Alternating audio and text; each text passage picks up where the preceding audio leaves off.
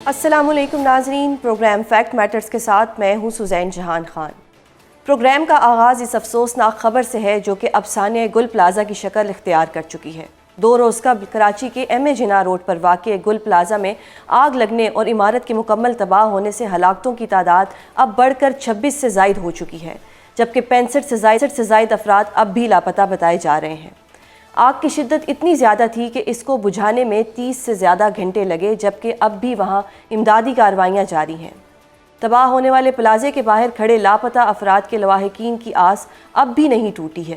انتظار کا کرب ان کے چہروں سے واضح ہے۔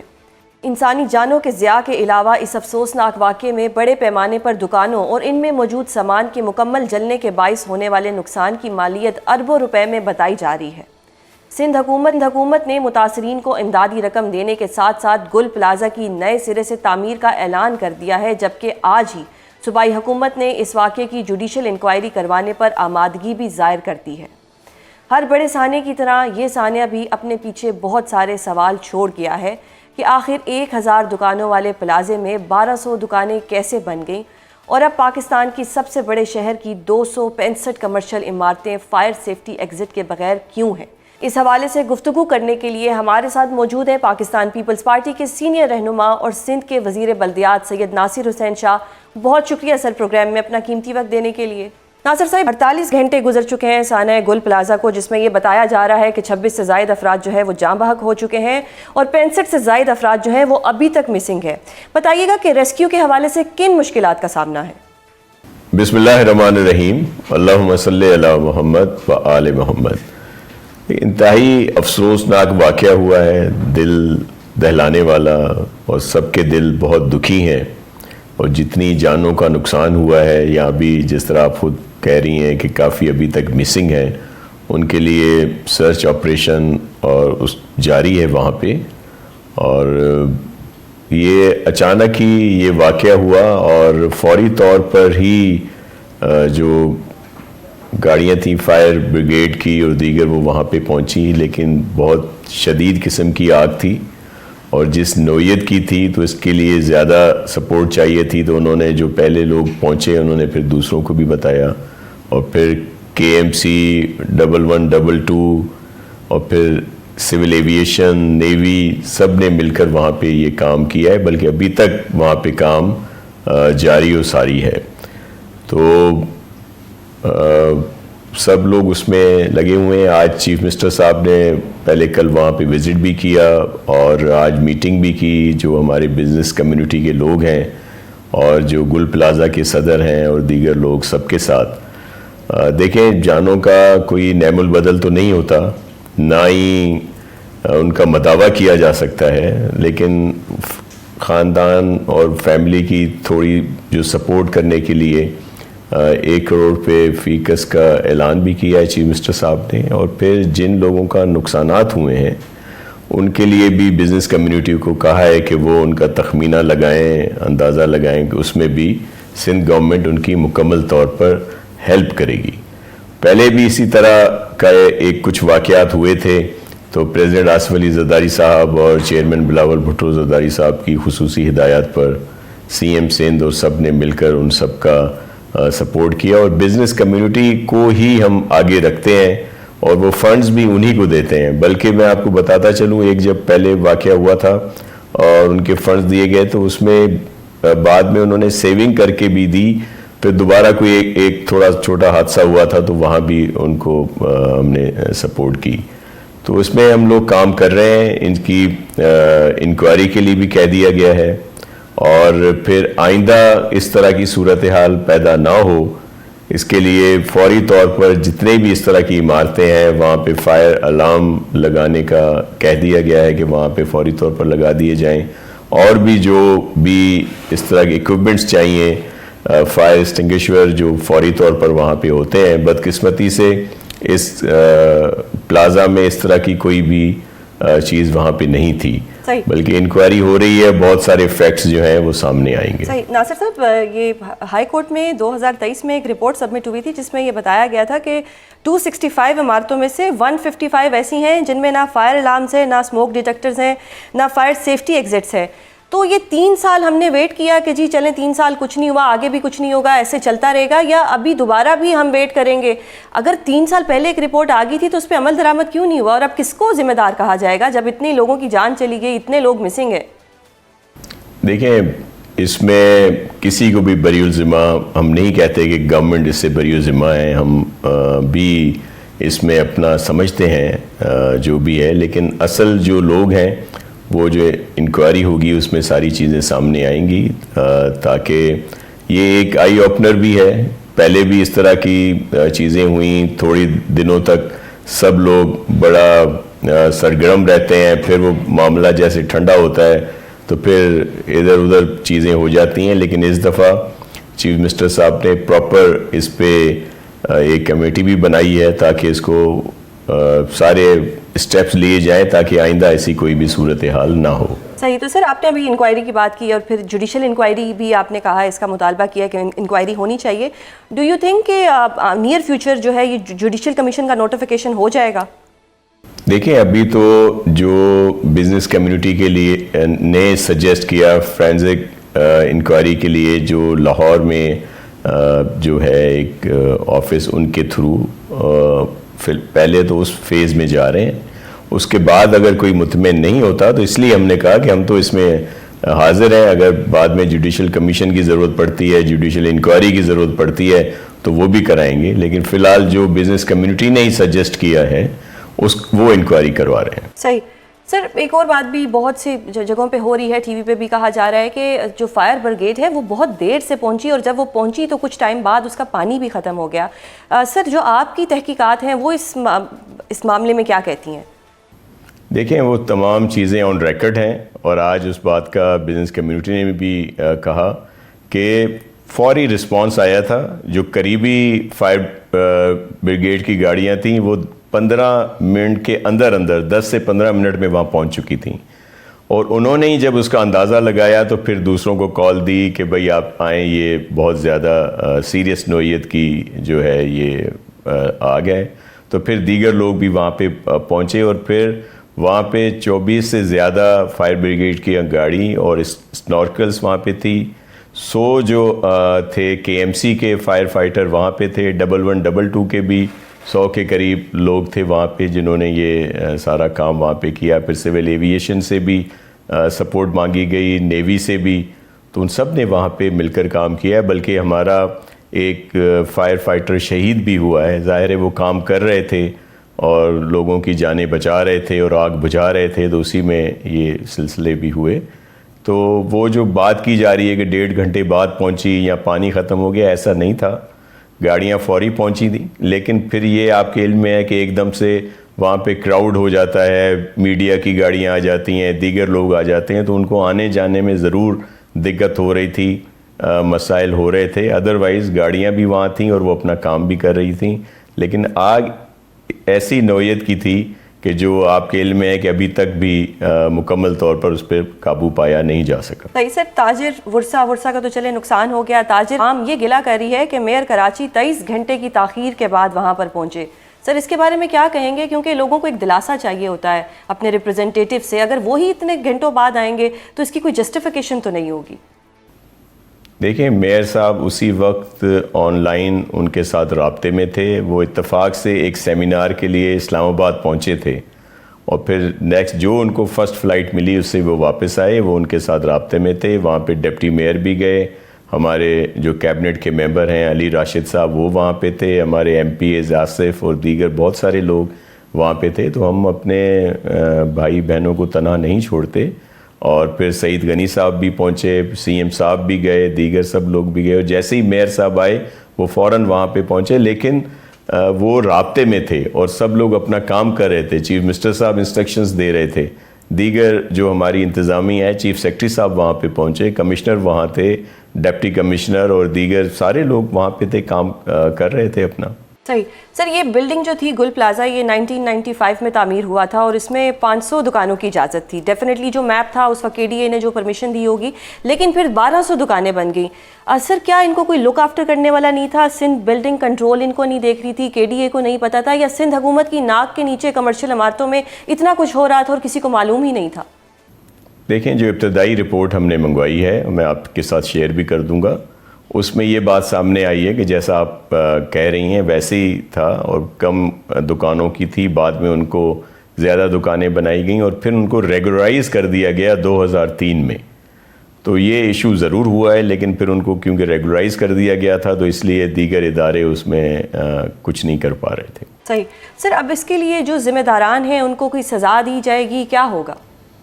جی بالکل، اور ان کو سزا بھی ملنی چاہیے اور ملے گی بھی، تاکہ آئندہ اس طرح کی واقعات نہ ہوں. صحیح سر، سندھ حکومت یہ بھی کہتی ہے کہ جو 90% بلڈنگز ہیں کراچی میں وہ بہت پرانی ہیں، ان میں فائر ایگزٹس بھی نہیں ہیں، فائر کنٹرول سسٹم بھی نہیں ہے، تو اب ان بلڈنگز کا کیا کرنا ہے؟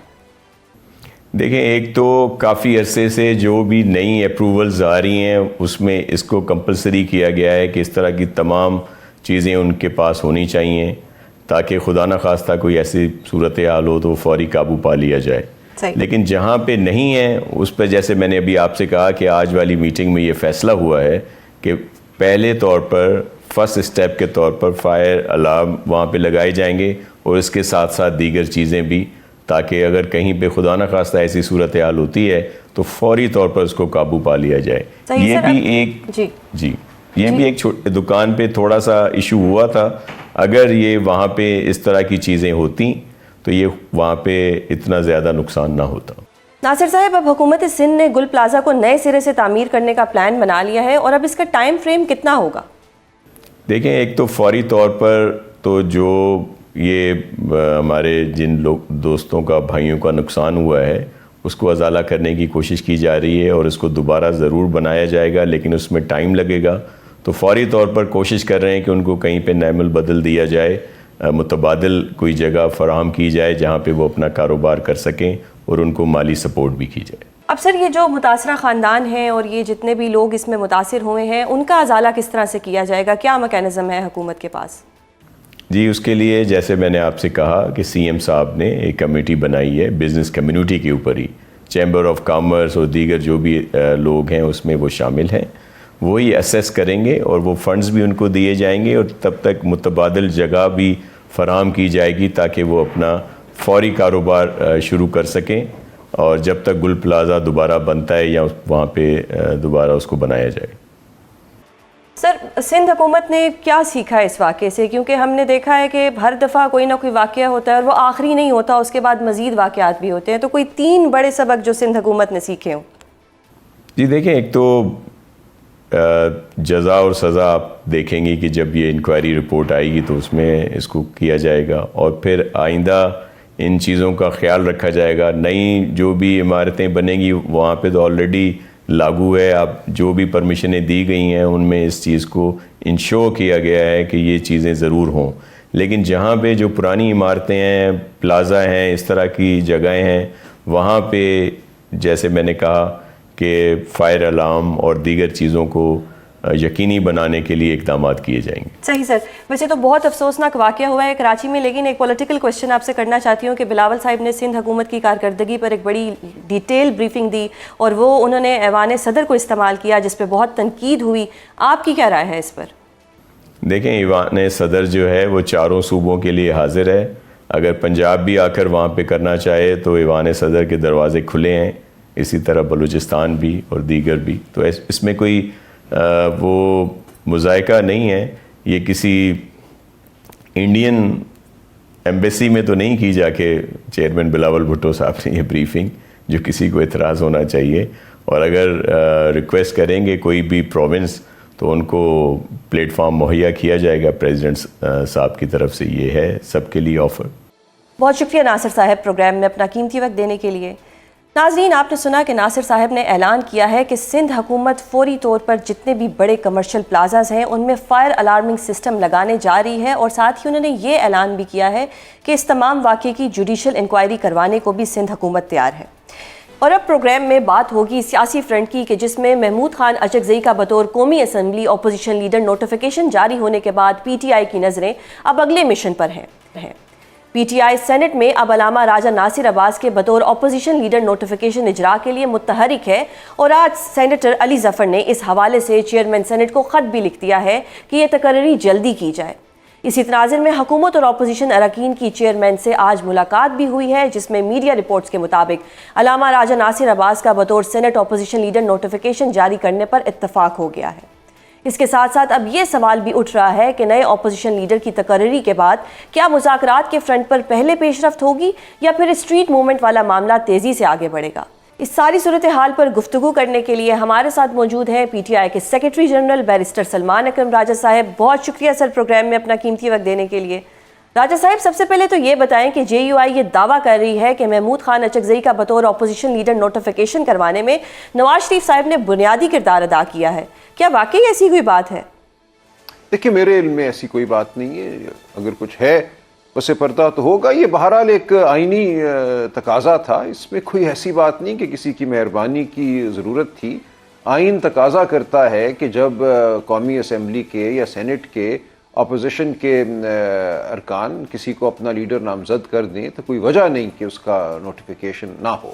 یہ تو ہونا ہی تھا، اس لیے اس میں کوئی اتنی بڑی بات نہیں ہے۔ صحیح۔ اور اگر جسٹ ہائپوتھیٹیکلی سینگ اگر نواز شریف صاحب نے کوئی کردار ادا بھی کیا ہے تو پی ٹی آئی اس کو اپریشیٹ کرتی ہے؟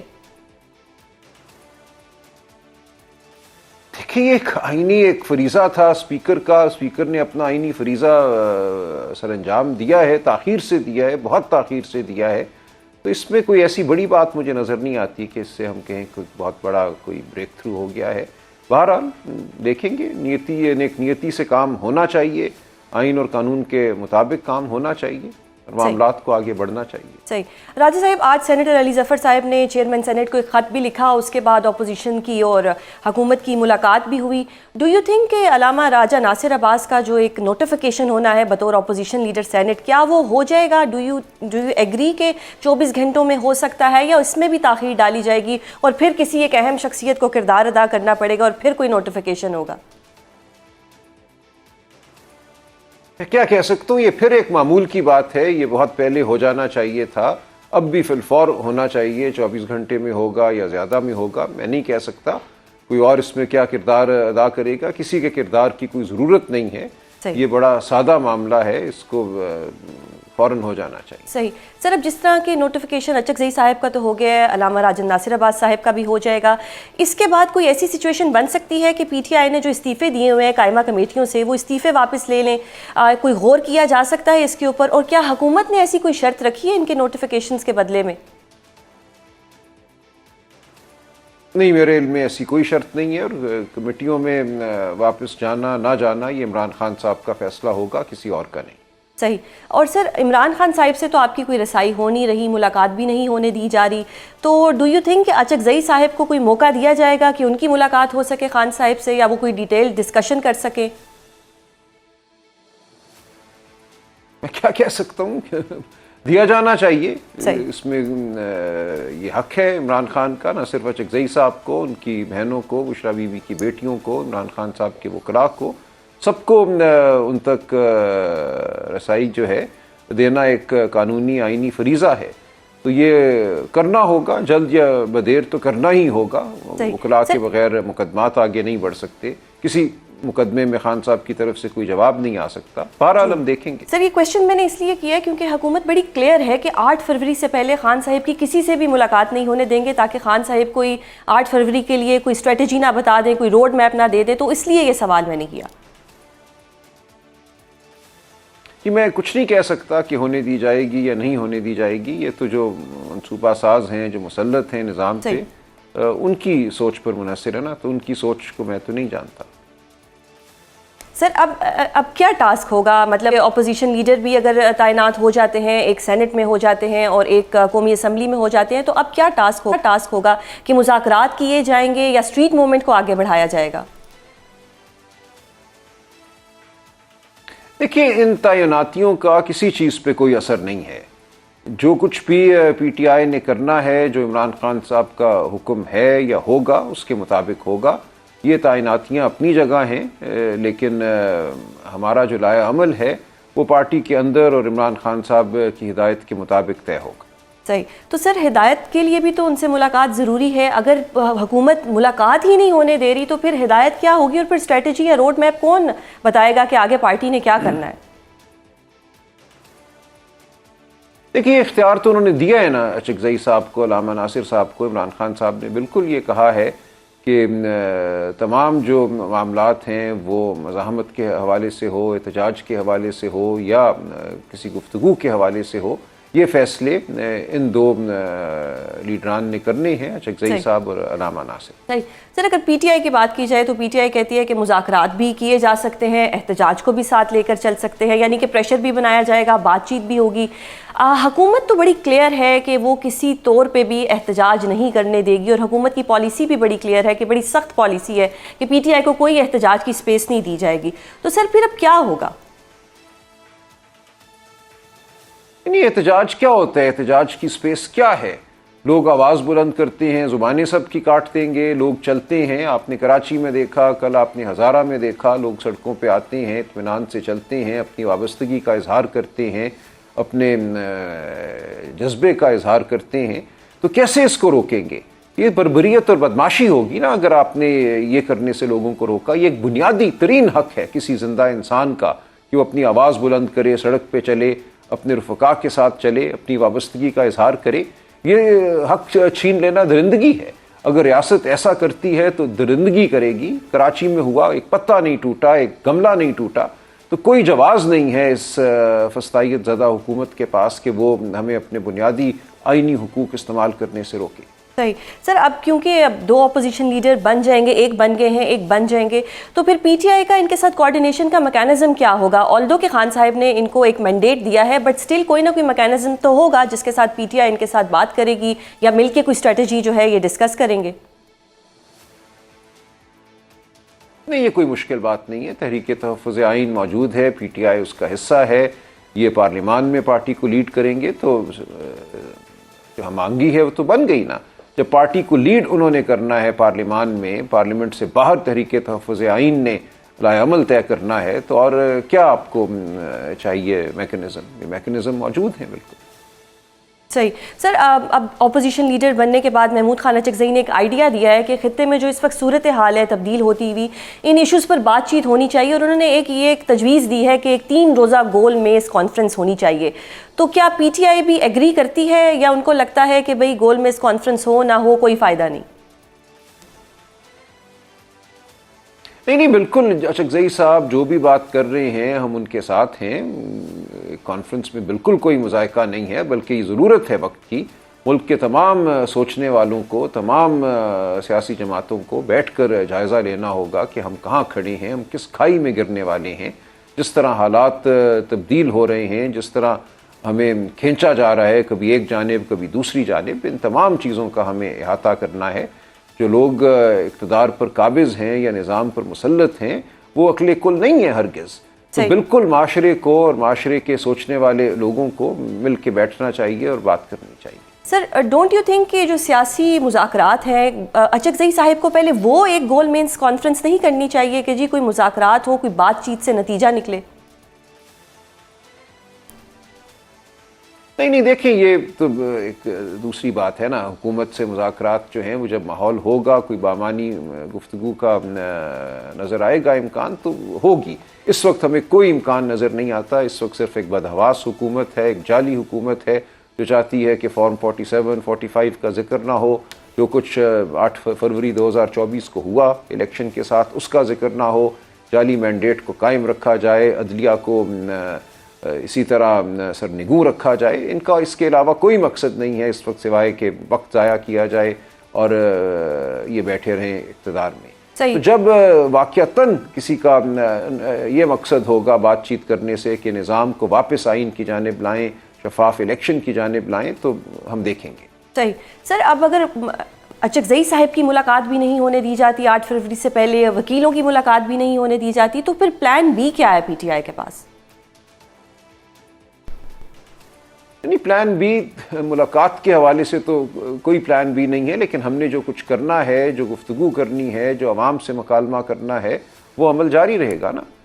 सही सही। और तो हम कर ही रहे हैं। आपने देखा कराची में 2 दिन रहे, 3 दिन रहे तहरीक तहफ़्फ़ुज़ आइन के سربراہان ہمارے ممبران، اسی طرح پہلے سہیل آفریدی صاحب. اور سر یہ سلسلہ آگے کیسے بڑھے گا؟ پہلے ہزارہ میں ہیں. جی اب یہ سلسلہ آگے کیسے بڑھنا ہے سر؟ کہ پہلے تو آپ لوگ مطلب کراچی بھی گئے، ہزارہ بھی کیا، اب مزید کیا ہوگا؟ اسٹریٹجی کیا ہے؟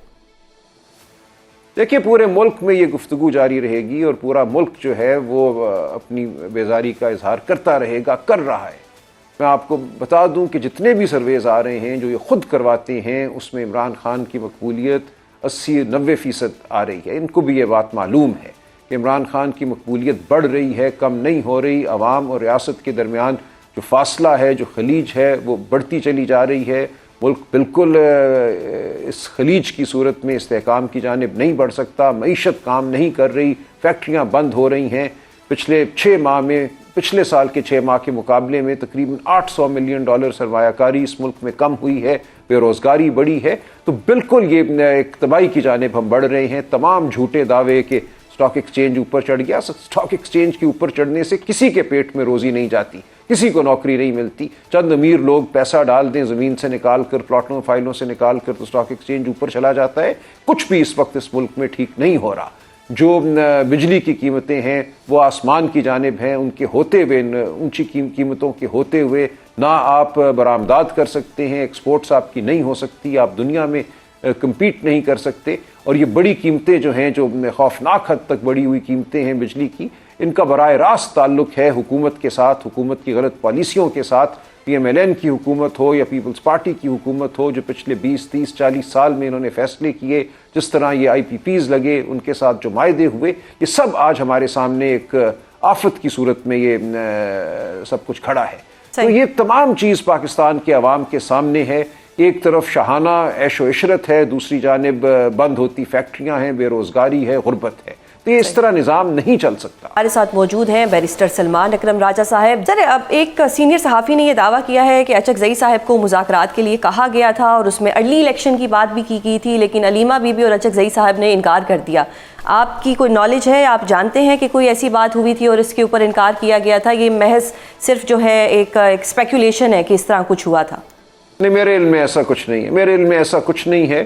میرے علم میں وہ بات ضرور ہے جو اچکزئی صاحب نے کی ہے، جو وہ کرتے رہتے ہیں کہ شفاف الیکشن کی جانب بڑھو اور اس حوالے سے کوئی لائحہ عمل ہمارے سامنے رکھو کہ کیسے اس جھوٹ کے نظام کو ختم کرنا ہے. اس حوالے سے بات ہو سکتی ہے. میرا نہیں خیال کہ ایسی کوئی بات ابھی ہوئی ہے. صحیح. سر اس پہ وے فارورڈ کیا ہونا چاہیے؟ حکومت اپنا مینڈیٹ کیوں دینا چاہے گی؟ مطلب ان کے پاس ایک حکومت ہے اور اگر وہ مذاکرات کرتے ہیں، حکومت کے پاس کوئی مینڈیٹ نہیں ہے.